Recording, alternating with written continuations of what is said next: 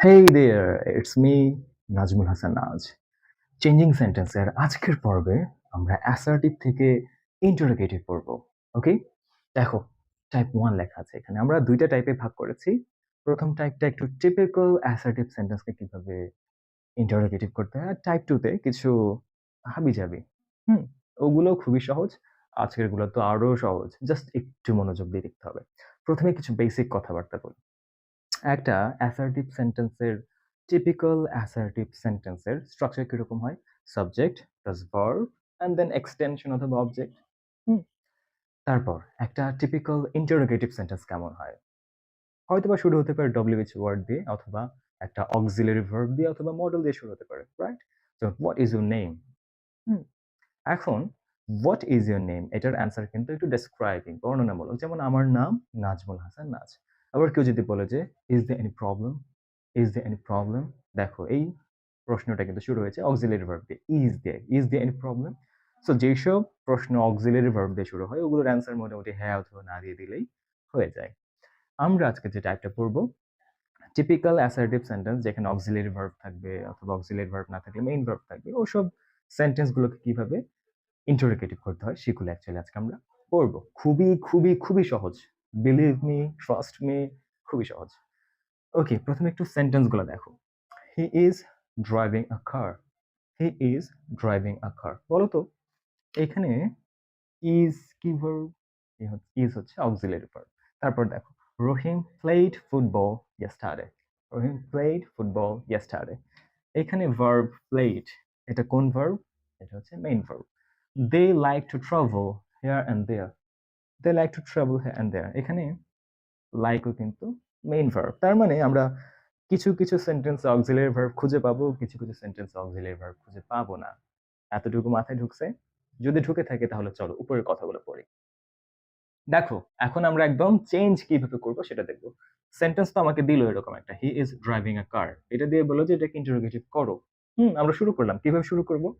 Tense অনুযায়ী আমাকে auxiliary verb বসাতে হবে ১ম এ। ওই যে একটু আগে বলেছিলাম যে ইন্টারোগেটিভ সেন্টেন্সের স্ট্রাকচার হচ্ছে একটা WH ওয়ার্ড দিয়ে শুরু হয়, আরেকটা হচ্ছে অক্সিলারি ভার্ব দিয়ে শুরু হয়। আমরা এখন যেগুলো করব সেগুলো অক্সিলারি ভার্ব দিয়ে শুরু হওয়া ইন্টারোগেটিভ সেন্টেন্স। তাহলে আমাকে শুরুতে একটা অক্সিলারি ভার্ব বসাতে হবে। সেটা কিসের উপর বেসিস করে? টেন্স অনুযায়ী অক্সিলারি ভার্ব বসাতে হবে। এই সেন্টেন্সটা যে টেন্সে আছে ওই টেন্সের বেসিস করে আমাকে অক্সিলারি ভার্ব বসাতে হবে। দ্বিতীয়ত অ্যাসার্টিভ সেন্টেন্সটায় মানে যে প্রশ্নটা দেওয়া থাকবে পরীক্ষার মধ্যে ওই সেন্টেন্সটায় যদি নট থাকে তাহলে আমাকে নট বাদ দিয়ে দিতে হবে। তার মানে যদি নেগেটিভ থাকে আমাকে অ্যাফার্মেটিভ করে ফেলতে হবে। এবং নট না থাকলে নট আনতে হবে। তার মানে যদি অ্যাফার্মেটিভ থাকে তাহলে নেগেটিভ করতে হবে। যেমনটা আমরা অনেকবার শুনেছি যে নেগেটিভ ইন্টারোগেটিভ করতে হয়। ওরকম আরকি। অ্যান্ড তৃতীয়ত তারপর সাবজেক্ট বসাতে হবে, দেন ভার্ব অ্যান্ড দেন বাকি অংশ। খুবই সিম্পল। এগুলা দেখে মনে হতে পারে হ্যাঁ, অনেক কথাবার্তা। মনে থাকবে তো? একদম পেইন নাই আমরা দেখো এখানে চলে আসবো। হি ইজ ড্রাইভিং আ কার। ১ম এ কি করতে হবে? টেন্স অনুযায়ী অক্সিলারি ভার্ব আনতে হবে। সো দেখো এখানে একটা অক্সিলারি ভার্ব আগে থেকেই আছে। তাহলে এটা যেহেতু প্রেজেন্ট টেন্স, ইজ দেখেই তো আমরা চিনতে পারতেছি। তাহলে ইজ চলে আসলো।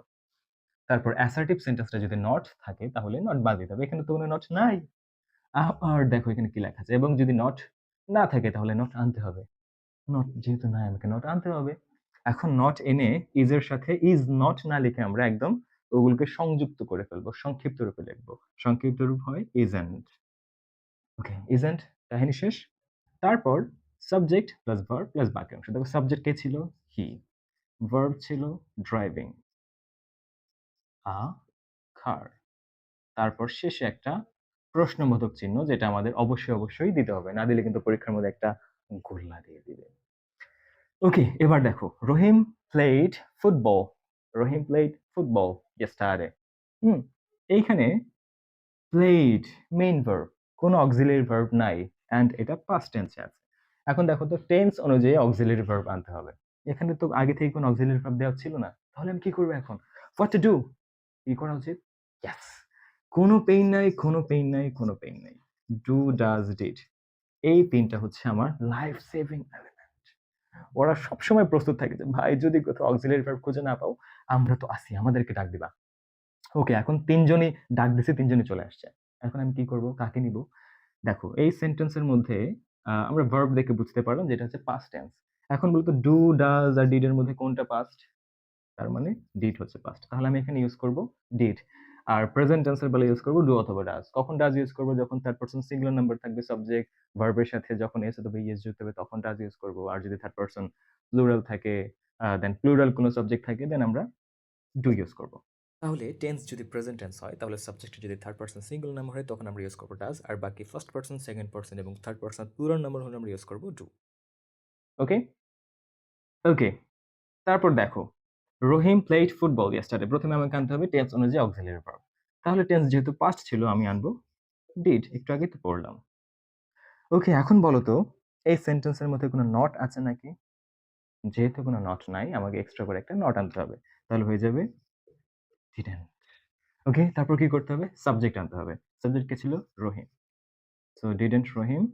এখন হচ্ছে একটা মজার কথা। দেখো এখানে ভার্ব প্লেইড আছে না? পরীক্ষার মধ্যে সবাই এখানে প্লেইড লিখে দিয়ে আসে। কিন্তু না, একবার আমি এই প্লেইড পাস্টের জন্য ডিড কিন্তু ব্যবহার করে ফেলেছি।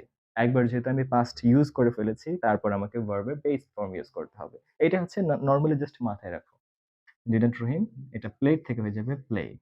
So didn't Rahim play football yesterday.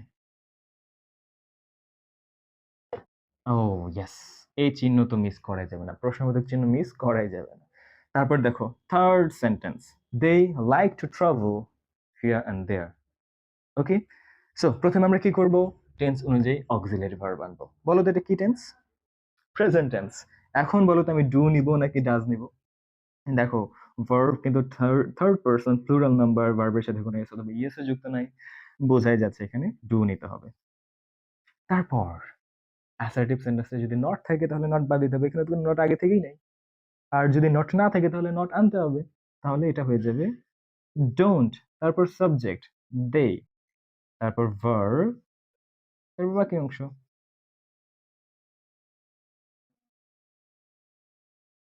দেয়ার। তারপর একটা প্রশ্নবোধক চিহ্ন। ওকে, আশা করি ৩ টা সেন্টেন্স দিয়ে বুঝতে পেরেছো। খুবই সহজ। আমরা যখন টাইপ 2 পড়ব, তখন কিছু এক্সট্রা কথাবার্তা আছে যেমন এনিথিং যদি কোথাও নাথিং থাকে তখন এনিথিং হয়ে যায়, নেভার থাকলে এভার হয়ে যায়। ওগুলো নিয়ে আমরা অনেক এক্সারসাইজ করব অ্যান্ড দেন আরো একটা টাইপ আছে, ওই টাইপটা নিয়ে আমরা আলোচনা করব। সো আজকের টাইপ 1 এই পর্যন্তই। যদি কোনো প্রশ্ন থাকে তাহলে অবশ্যই কমেন্ট সেকশনে জানাবা। আমি সবগুলো প্রশ্নের অ্যান্সার দিয়ে দেব। ওকে, তাহলে টিল দেন সবাই ভালো থাকবা, সুস্থ থাকবা। আল্লাহ হাফেজ।